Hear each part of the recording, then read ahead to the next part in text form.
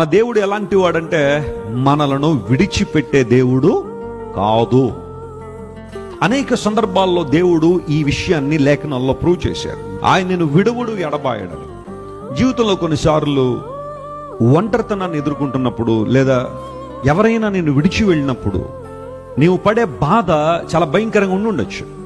ఎవరితో చెప్పుకోలేని వేదన బహుశా నీ జీవితంలో ఉండొచ్చు. అయితే అలాంటి సందర్భంలో దేవుని వాగ్దానాలు ఎంత బలీయమైనవంటే, don't worry about anything and don't worry about anybody. I will never leave you. నేను విడిచిపెట్టట్లేదు. చాలాసార్లు మన దౌర్భాగ్య స్థితిని బట్టి దేవుడు మనల్ని విడిచిపెట్టేశాడు. కానీ దేవుడిచ్చిన వాగ్దానాన్ని బట్టి దేవుడు మనల్ని విడిచిపెట్టలేదు. ఆయన మనల్ని పట్టుకుని ఉన్నాడు. నాన్నగారు చక్కని మాట చెబుతూ ఉంటారు, పాత నిబంధనకు క్రొత్త నిబంధనకు తేడా ఏంటి అని చాలా మంది అడుగుతూ ఉంటే చాలా తేడాలు మనం చెప్పొచ్చు. There are so many differences between old covenant and new covenant. Old covenant అంతా ఏంటి అంటే నువ్వు దేవుణ్ణి పట్టుకోవడం. కొన్నిసార్లు దేవుణ్ణి పట్టుకున్న వారు లోకాకర్షణలకు లోనై లోక సంబంధం అనుభవాలు వచ్చినప్పుడు దేవుని వదిలేసి తమ ఇష్టానుసారం జీవించారు. కానీ నూతన నిబంధన యొక్క ప్రాముఖ్యత ఏంటో తెలుసా?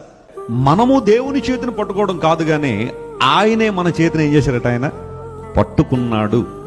ఇది ఎంత అద్భుతమైన ప్రత్యక్షత అంటే ఈ మాటను అర్థం చేసుకున్నప్పుడు నీ జీవితంలో విజయాన్ని సాధిస్తావు.